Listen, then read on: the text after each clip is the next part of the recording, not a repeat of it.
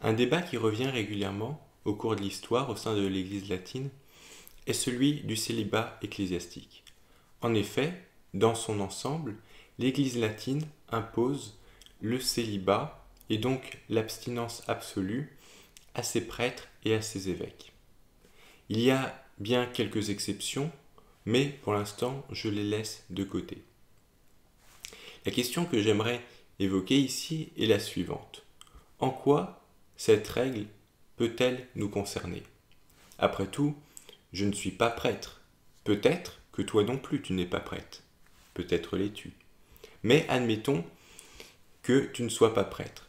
En quoi cette règle du célibat ecclésiastique peut-elle concerner les personnes qui ne sont pas prêtres au sein de l'Église latine?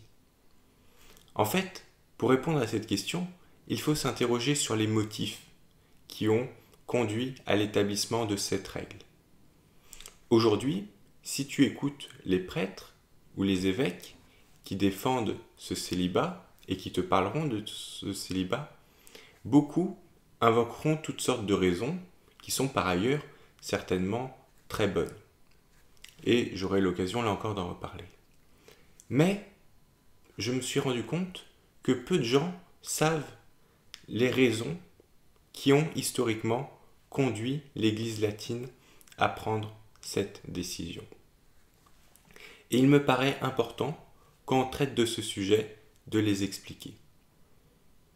C'est ce que j'aimerais faire dans cette vidéo. Pour cela, je vais te lire 3 extraits.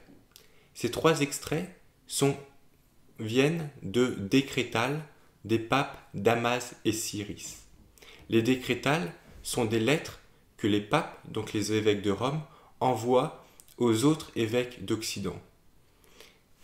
Ce sont en quelque sorte les premiers documents du magistère romain. Les papes exposent la doctrine et la discipline de l'Église, ce que les évêques doivent croire et doivent faire. Je vais donc te lire 3 extraits que je commenterai ensuite. Le premier extrait vient d'une décrétale du pape Damas qui a régné de 366 à 384. Je lis le texte et je te le commande. Je te le commente. Voici ce qui a été décidé au sujet des évêques, en premier lieu, mais aussi au sujet des presbytres et des diacres qui doivent prendre part au divin sacrifice et dont les mains confèrent la grâce du baptême et rendent présent le corps du Christ. Ce n'est pas nous seulement, mais aussi la divine écriture qui les contraint à être parfaitement chastes. Et les pères également leur ont prescrit de garder la continence corporelle. C'est pourquoi, loin de nous taire, nous en dirons aussi la raison. Avec quel sentiment de honte l'évêque ou le presbytre oserait-il prêcher à la veuve ou à la vierge l'intégrité ou la continence, ou bien recommander à quelqu'un de garder chaste sa couche, si lui-même s'attache à engendrer des enfants pour le monde plutôt que pour Dieu? Adam, qui n'a pas observé le commandement, a été chassé du paradis et s'est vu privé du royaume de Dieu. Et tu crois qu'un prévaricateur pourrait entrer dans le royaume des cieux?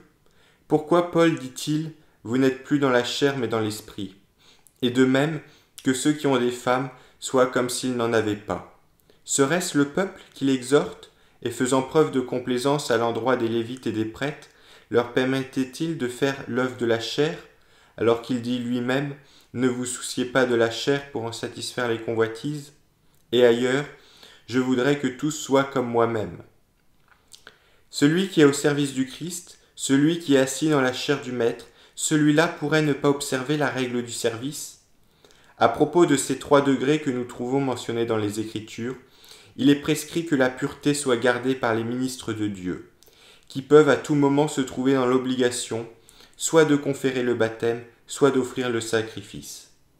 Quelqu'un qui est impur osera-t-il souiller ce qui est saint, alors que les choses saintes sont pour les saints? Du reste, ceux qui offraient les sacrifices dans le temple demeuraient toute l'année dans l'enceinte du temple pour être purs, conformément à la règle. Et ils ignoraient complètement leur maison. Il est certain que les idolâtres, pour célébrer leur culte impie et immoler aux démons, s'imposent la continence à l'égard de la femme et s'abstiennent également de certains aliments afin de rester purs. Et tu me demandes si le prêtre du Dieu véritable, qui doit offrir des sacrifices spirituels, doit demeurer perpétuellement en état de pureté, ou si tout entier dans la chair, il doit faire ce dont se soucie la chair. Si le commerce charnel est une souillure, il va de soi que le prêtre doit se tenir prêt en vue de sa fonction céleste, afin de ne pas être trouvé lui-même indigne, alors qu'il doit supplier pour les fautes d'autrui. Car s'il est dit aux laïcs, abstenez-vous pour un temps, afin de vaquer à la prière, et que cela se mette au service de la créature en faisant l'œuvre de la génération, ils peuvent bien porter le nom de prêtre, mais ils n'en peuvent avoir la dignité. S'il en va ainsi, que cette impudence persiste, il faut... Et le texte est coupé. C'est pourquoi, mes très chers frères, le mystère de Dieu ne doit pas être confié à des hommes de cette sorte, souillés sans foi, chez qui la sainteté du corps apparaît polluée par l'impureté et l'incontinence. Je vous en avertis, poussés par le respect dû à la religion. En effet, la saine raison également les exclut. Ils entendent sans aucun doute que la chair et le sang ne posséderont pas le royaume de Dieu, ni la corruption, l'incorruptibilité. Et le presbytre ou le diacre qui ose prétendre s'abaisser à faire comme les animaux. On voit donc dans cette lettre que le pape Damas est très clair. Pour lui, la sexualité rend l'homme impur, et un homme impur ne peut pas procéder au sacrifice, et notamment au sacrifice de la messe, ou alors aux autres actes comme le baptême. Par conséquent, un prêtre qui doit être tout le temps prêt à baptiser ou à offrir le sacrifice ne peut pas avoir de sexualité. Le problème pour Damas n'est donc pas le fait que la femme ou la famille prennent trop de temps ou accaparent le prêtre. Non, c'est la sexualité elle-même qui est mauvaise, qui est impure. D'ailleurs, sa dernière phrase est très forte. Et le presbyte ou le diacre ose prétendre s'abaisser à faire comme les animaux. Ainsi, avoir une sexualité nous rabaisse au rang de l'animal. Ces propos sont ensuite confirmés, comme on va le voir, par son successeur direct, le pape Cyrus. Alors, le pape Cyrus, lui, a été pape de 384 à 399. Et je vais te lire 2 extraits de lettres. La première, c'est une réponse à un évêque, Imérius de Tarragone. En fait, Imérius de Tarragone avait envoyé une lettre au pape Damas, mais le pape Damas est mort. C'est donc son successeur, Cyrus, qui va répondre. Je te lis l'extrait. Nous avons appris qu'un très grand nombre de prêtres du Christ et de lévites, longtemps après leur consécration, se sont donné une descendance aussi bien de leurs propres épouses que d'une union honteuse. Et, pour justifier leurs crimes, ils font valoir que dans l'Ancien Testament, on lit que la faculté d'engendrer est reconnue aux prêtres et aux ministres. Qu'ils me disent donc maintenant, quels qu'ils soient, ces adeptes des passions et ces professeurs de vices, s'ils croient que partout dans la loi de Moïse, le Seigneur a lâché la bride à la luxure en faveur des ordres sacrés. Pourquoi le Seigneur met en garde ceux à qui sont confiées les choses très saintes en disant « Soyez saints, parce que moi aussi je suis saint, le Seigneur votre Dieu ». Pourquoi également a-t-il prescrit aux prêtres d'habiter dans le temple, loin de leur maison durant l'année où ils étaient de service? Cela tendait à ce qu'ils ne puissent pas avoir de commerce charnel même avec leurs épouses, en sorte que, brillant de l'éclat d'une conscience sans tache, ils présentent à Dieu une offrande agréable. Une fois achevé le temps de leur service, il leur était accordé de s'unir à leurs femmes dans l'unique dessein d'assurer leur succession. Car il était prescrit qu'un homme issu d'une autre tribu que celle de Lévi ne pouvait pas être admis au service de Dieu. Aussi bien, le Seigneur Jésus, lorsqu'il nous eut illuminés par son avènement, proteste-t-il dans l'Évangile qu'il n'est pas venu abolir la loi, mais l'accomplir. C'est pourquoi il a voulu que la beauté de l'Église, dont il est l'époux, rayonne de clarté de la chasteté, en sorte qu'au jour du jugement, quand il viendra de nouveau, il puisse la trouver sans tache ni ride, comme il l'a enseigné par son apôtre. Tous prêtres et lévites, nous sommes liés par la foi intangible de ces décrets, en sorte qu'à partir du jour de notre ordination, nous devions vouer nos corps aussi bien que nos cœurs à la tempérance et à la pureté, dès là que nous cherchons à être parfaitement agréables à Dieu, en ces sacrifices que nous vous offrons chaque jour. Ceux qui sont dans la chair, dit le vase d'élection, ne peuvent pas plaire à Dieu. Vous n'êtes plus dans la chair mais dans l'esprit, si du moins l'Esprit de Dieu habite en vous. Et où l'Esprit de Dieu pourra-t-il habiter, sinon, comme nous le lisons, dans des corps saints? Certains de ceux dont nous parlons déplorent, ainsi que votre sainteté l'a rapporté, d'être tombés par ignorance. Nous déclarons qu'il ne faut pas leur refuser miséricorde, à condition qu'ils restent leur vie durant dans la fonction où ils ont été trouvés en faute, sans jamais accéder à une dignité supérieure, et pour autant qu'ils s'appliquent par la suite à donner l'exemple de la continence.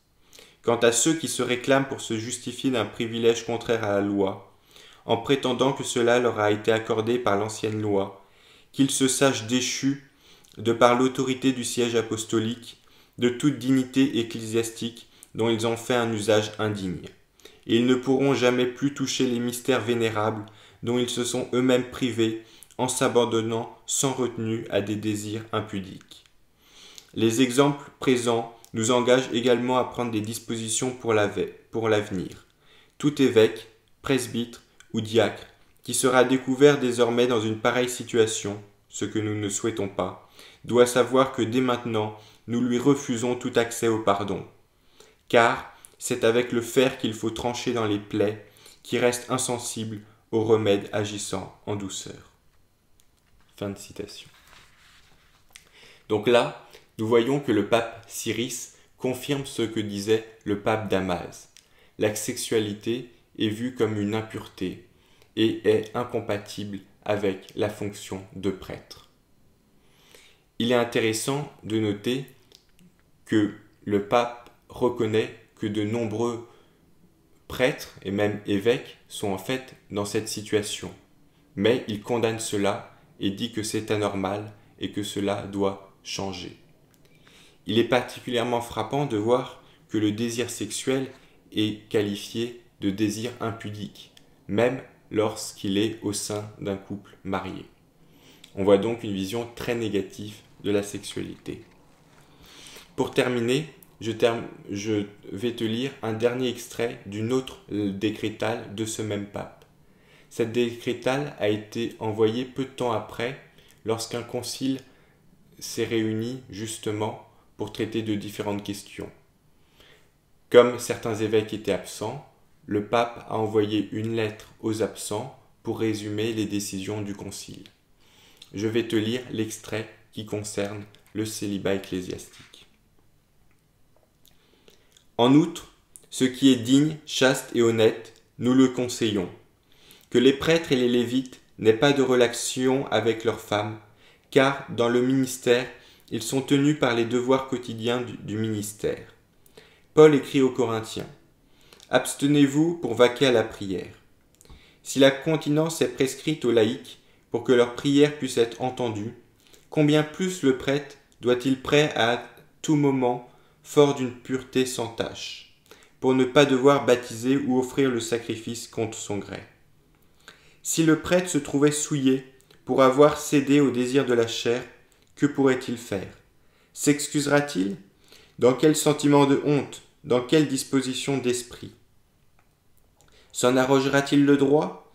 Quelle conscience ou quel mérite lui donnera-t-on confiance d'être exaucé, alors qu'il est dit « Tout est pur pour les purs, mais pour les hommes souillés et sans foi, rien n'est pur. » C'est pourquoi je vous exhorte, je vous mets en garde, je vous en supplie, qu'on mette fin à ce scandale que le paganisme lui-même serait fondé à nous reprocher.